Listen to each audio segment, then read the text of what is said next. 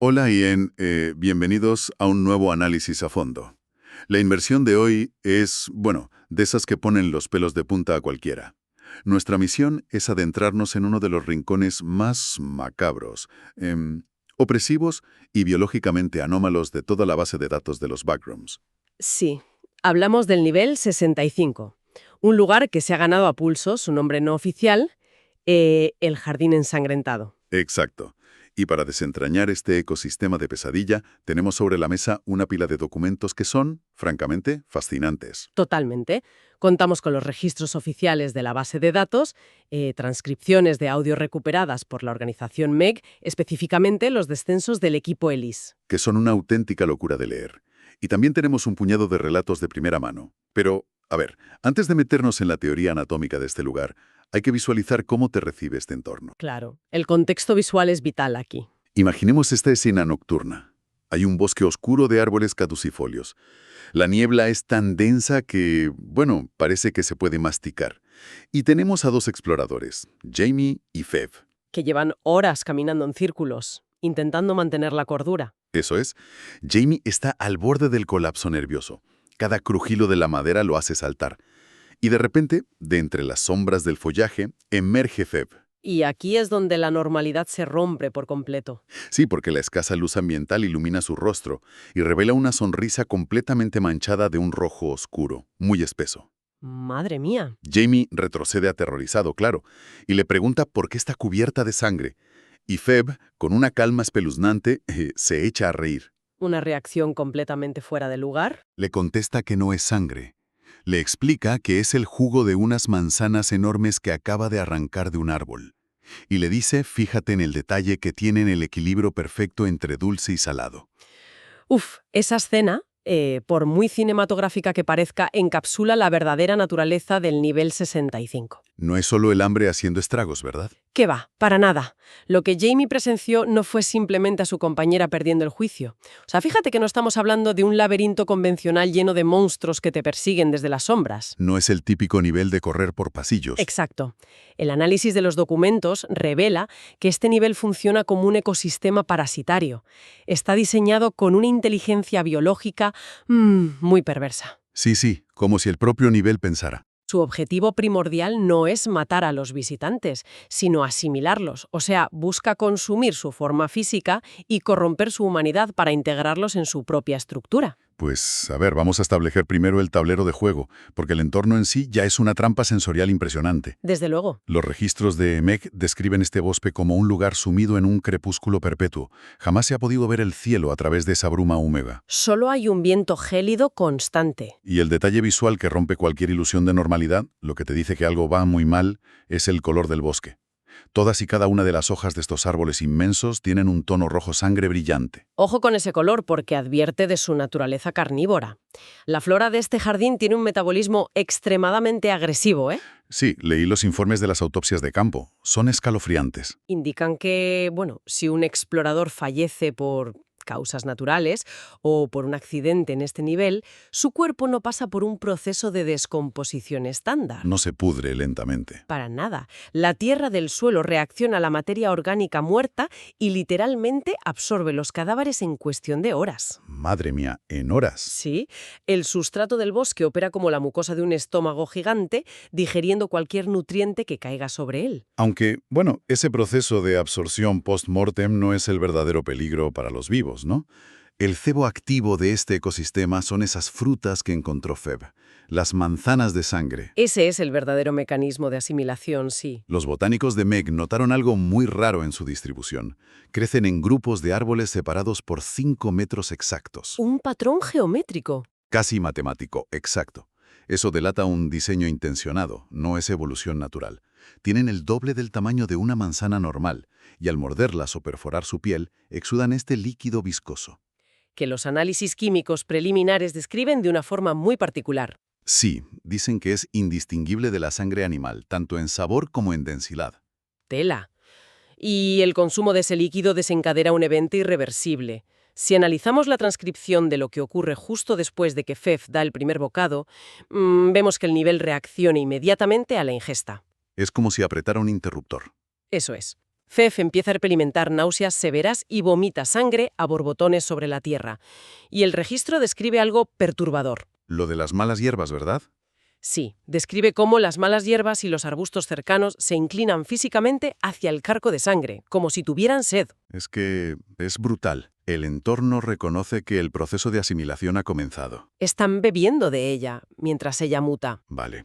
Vamos a desgranar esto utilizando una analogía tecnológica, porque creo que la biología pura se queda corta para explicar lo que pasa aquí. A ver, cuéntame. Comer esa manzana no es ingerir un veneno como el cianuro, que simplemente apaga tus órganos vitales y ya está. Esta fruta funciona exactamente como un código malicioso. O sea, ¿un troyano biológico? Exacto. Un troyano. Entra en el sistema, secuestra el hardware humano, por así decirlo, y reescribe el ADN para convertir a la víctima en un nodo más de una red de bots. Dejas de ser un usuario independiente. Y pasas a ser propiedad del sistema del bosque.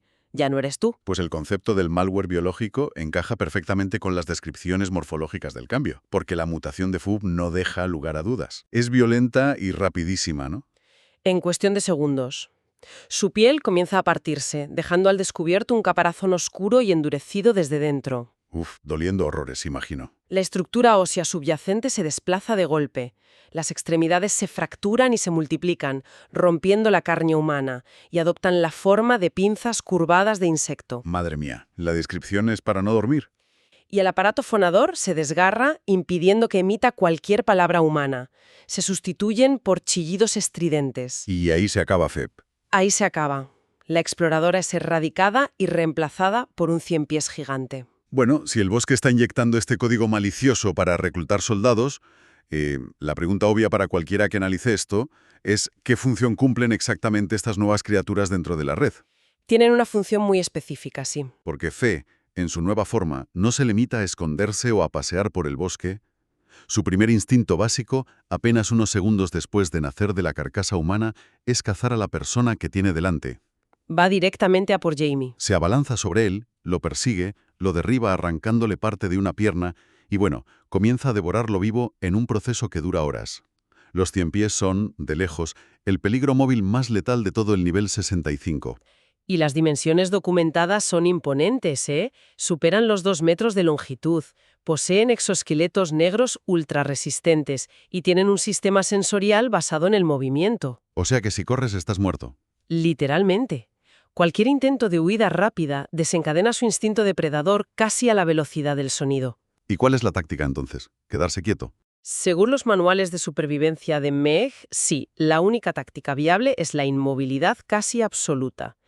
Y luego asestar golpes lentos y calculados a la cabeza. Hay que tener mucha sangre fría para hacer eso, mientras un bicho de 2 metros de mira. Totalmente.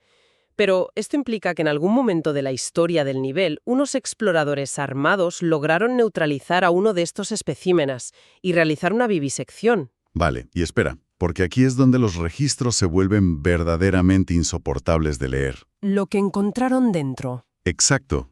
Cuando abrieron a uno de estos ciempiés gigantes esperando encontrar, no sé, órganos de insecto normales, no encontraron eso. Encontraron un esqueleto humano intacto. Un sistema óseo completo, sí. Un momento. O sea, ¿estamos diciendo que la transformación no disuelve el cuerpo original? Yo daba por hecho que la metamorfosis derretía a la persona, como hacen las orugas en sus crisálidas para reconstruir el tejido desde cero. Es lo que dicta la lógica biológica normal, claro. Pero si el esqueleto está ahí, significa que la criatura crece alrededor de los huesos, te encapsula por completo. Sí, el análisis apunta exactamente a esa encapsulación. Ojo con esto porque es clave.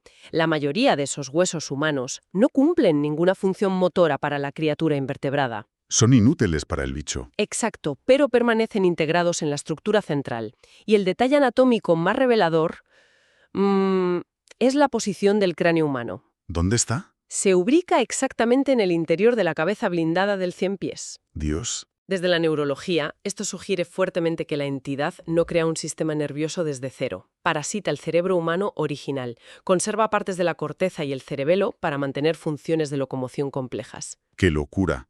O sea que la sangre que bombea este ser. Es idéntica a la que emana de las manzanas, eso es. Eres un prisionero orgánico atrapado dentro de una armadura de pesadilla que camina por ti. Es aterrador. Es la pérdida total del control. Y si el horror a nivel de superficie ya es abrumador, Mm, la geografía subterránea nos obliga a mirar hacia abajo, y es peor aún, porque el bosque está lleno de formaciones que los documentos clasifican simplemente como bocas. Las bocas, sí.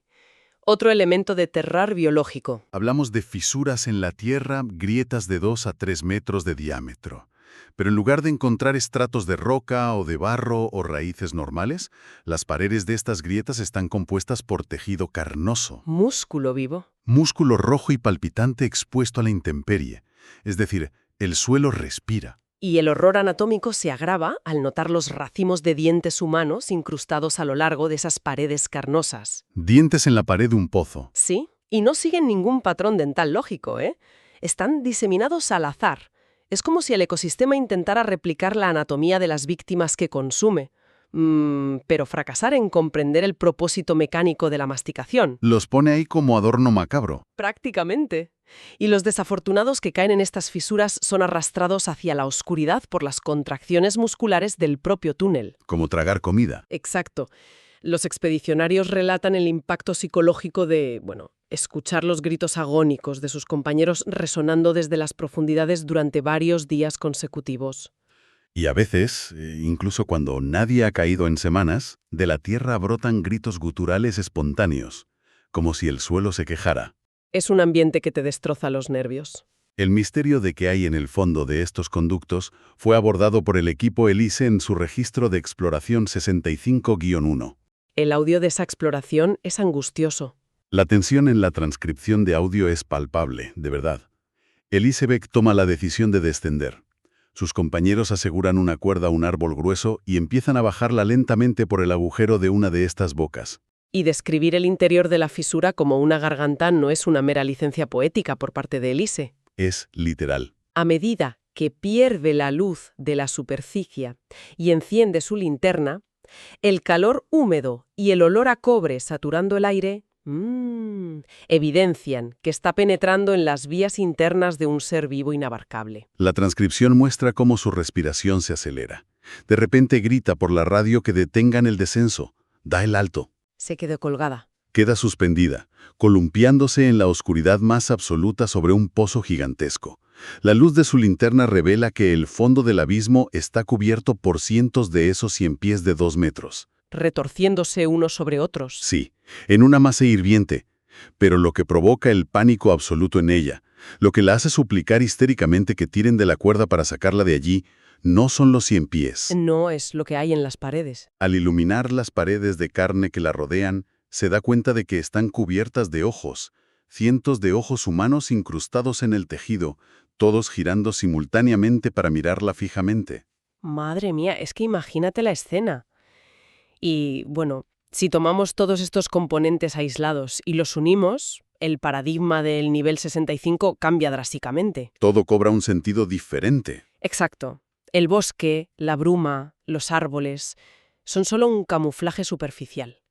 La macroanatomía del lugar sugiere que estamos caminando sobre la epidermis de una entidad biológica a escala planetaria, o al menos continental. ¿El suelo entero es el bicho?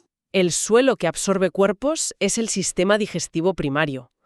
Las bocas con dientes y ojos son tractos de alimentación directos. Ya veo. Y en este modelo simbiótico, los ciempiés gigantes, creados a partir de exploradores engañados, actúan como glóbulos blancos, Son el sistema inmunológico del nivel. patrullando la superficie para cazar elementos externos, asimilarlos o arrastrarlos a los conductos digestivos. Es que la ironía es perversa a más no poder. El organismo te corrompe para que pases la eternidad defendiendo al mismo monstruo que destruyó tu humanidad. Una condena absoluta. Ahora, cualquier entidad biológica de esa magnitud necesita un sistema nervioso central, un núcleo o un corazón que coordine todas estas funciones parasitarias. Y eso nos lleva directamente a la zona más inestable. Sí, nos dirige de lleno hacia una anomalía delimitada en los registros bajo el nombre de el tocón. El tocón, el epicentro estructural del nivel 65. Los informes lo describen de forma sorprendentemente banal. Un trozo de madera sin más. Sí, un tocón negro de proporciones colosales, aparentemente cortado con un solo tajo limpio. Sin embargo, su proximidad genera un colapso severo en las leyes de la física y la percepción. ¿Cómo afecta exactamente? Pues a pocos metros del objetivo, el cielo oculto tras la bruma cambia repentinamente a un tono rojo brillante. Los objetos tridimensionales pierden profundidad, reduciéndose a siluetas planas. Como si perdieran el volumen. Eso es. Y las formas orgánicas curvas se distorsionan en ángulos afilados. Para visualizar el porqué de este fenómeno visual, imaginemos un videojuego en el que caminamos hacia una zona donde el código fuente está corrupto. Un bug en el sistema. Exacto. Las texturas fallan, los modelos 3D se aplanan y el motor de colisiones se rompe porque el software subyacente es incapaz de procesar las matemáticas de ese espacio. El tocón irradia una energía que rompe el renderizado de la realidad misma. Es una analogía perfecta. El explorador siente que el tiempo se vuelve viscoso, experimentando una disociación extrema donde percibe su propio cuerpo desde fuera. Y el contacto físico directo con la madera negra provoca quemaduras de tercer grado casi instantáneas. Unas quemaduras que tienen un detalle clínico que descoloca a Meg por completo. Sí, que jamás desarrollan tejido cicatricial. Nunca sanan. Son heridas abiertas para siempre. Son quemaduras ontológicas, heridas en la esencia misma de la persona, más que en su epidermis. La gravedad de este núcleo se explora muy bien en el segundo registro del equipo ELISE, el audio 65-2. Cuando logran acercarse. Sí, al lograr acercarse al tocón, a pesar del deterioro sensorial de la zona, los micrófonos captan un fenómeno imposible. Se escucha una voz, ¿no? Una voz profunda y andrógina comienza a hablar. Resuena aparentemente dentro de los cráneos de los exploradores, pero inexplicablemente graba su firma acústica en las cintas de audio. O sea que era real, no solo una alucinación telepática. Y el monólogo de esa voz parece un mito fundacional del Apocalipsis. Habla de sí misma como creadora y destructora simultánea. Menciona el árbol de la horca de los dioses. Sí, relata que las deidades antiguas cometieron un error de diseño al crear a la humanidad. Les otorgaron la capacidad de rebelarse y el ser humano, hastiado de la inevitabilidad de la muerte, supuestamente forjó un hacha con la rama del propio árbol sagrado y procedió a talar el tronco divino para erradicar la mortalidad. Pero claro, el mito culmina en un fracaso cósmico absoluto. No salió bien. Para nada. Derribar el árbol no eliminó el concepto de la muerte. La entidad declara explícitamente que la horca no necesitaba las ramas para matar. Las raíces bastaban. El sistema de raíces sobrevivió bajo tierra, pudriéndose, infectando la realidad y deformando el entorno hasta engendrar este inmenso jardín parasitario. Un jardín que se alimenta de la misma vida que pretendía salvar. ¡Qué poético y macabro! Y tras escuchar esta epopeya, Elise Beck toma la palabra y hace la deducción lógica. Le hace la gran pregunta. Le pregunta a la voz incorpórea si ella es el árbol. Le dice, ¿entonces tú eres el árbol? ¿Eres el árbol muerto intentando revivir? Y la respuesta corta en seco el audio. La voz dice, sin inmutarse, no, soy el leñador. Soy el leñador. Una revelación que, invierte los roles de toda la narrativa del ecosistema de golpe. Espera, pausa aquí porque esto es clave. Aquí es donde la mente te exige respuestas y las piezas no encajan del todo. A ver, ¿qué es lo que no te encaja? Si la voz pertenece al leñador, es decir, al humano primigenio que se rebeló por amor a la humanidad para destruir la muerte, ¿por qué narices está atrapado en un tocón, irradiando dolor? Es una buena pregunta. ¿Por qué castiga a los exploradores quemando su carne y alterando sus percepciones? Yo tengo serias dudas de que estemos escuchando a una deidad cósmica real o a un héroe caído. ¿Y qué crees que es? Me suena más a que este inmenso cuerpo biológico, este bosque roto, está intentando procesar su propia existencia absurda, proyectando una mentira, una alucinación manipuladora, en la mente de los humanos que se acercan a su núcleo vulnerable. Para protegerlo, vamos. Pues fíjate que esa es una objeción fundamental y muy debatida. Existen dos hipótesis principales en MEJ al respecto. Ajá. La primera, como apuntas tú muy bien, es que la entidad es un mecanismo de defensa puramente cognitivo, un espejismo proyectado por el sistema digestivo central para alejar a los intrusos del ganglio principal. Tiene mucho sentido biológico. Pero la segunda hipótesis, de índole más teológica dentro del contexto de los backrooms, plantea que el leñador fue asimilado. Ah, claro. Al dar el golpe de gracia con el hacha, quedó fusionado eternamente con las raíces de lo que destruyó. La rebelión contra las leyes naturales exige un pago altísimo, y su castigo fue convertirse en el motor latiente de una pesadilla eterna. El peor castigo posible. Y ojo, esta hipótesis cobra fuerza al analizar las secuelas del equipo ELISE. Tras escuchar esa frase del leñador, el registro se corta abruptamente. Desaparecen por completo del nivel. ¿verdad? Exacto. El equipo completo despertó varias horas después, esparcidos en los aledaños de la base Rosewood a varios niveles de distancia. ¿Y en qué estado estaban? Estaban empapados en sangre animal que no pertenecía a ninguno de ellos, presentaban esas quemaduras incurables consistentes con la exposición al tocón y, lo peor, padecían una amnesia disociativa total. No recordaban nada. Ninguno conservaba el más mínimo recuerdo de los eventos posteriores a la respuesta de la entidad. Fueron expulsados del sistema mediante una purga violenta. O sea, si intentamos darle sentido a todo esto, la conclusión a la que llegamos sobre el nivel 65 es desoladora. Estamos contemplando la victoria absoluta de la corrupción biológica sobre la agencia individual. Totalmente de acuerdo. El nivel te plantea opciones que siempre terminan en asimilación o destrucción. Si cedes al hambre y consumes la fruta, reescriben tu código genético. ¿Y te conviertes en un guardián? Si actúas como un investigador y persigues las respuestas hasta la raíz misma del misterio, te castigan con fuego incurable y te borran la mente. Es un laberinto diseñado específicamente para penalizar el instinto humano de descubrimiento. Representa una frontera punitiva en toda regla. Al investigar lugares que desafían nuestra comprensión, nuestra necesidad psicológica de taxonomizar y encontrar la lógica, a menudo colisiona con barreras de supervivencia básicas. Hay cosas que no deberíamos intentar comprender.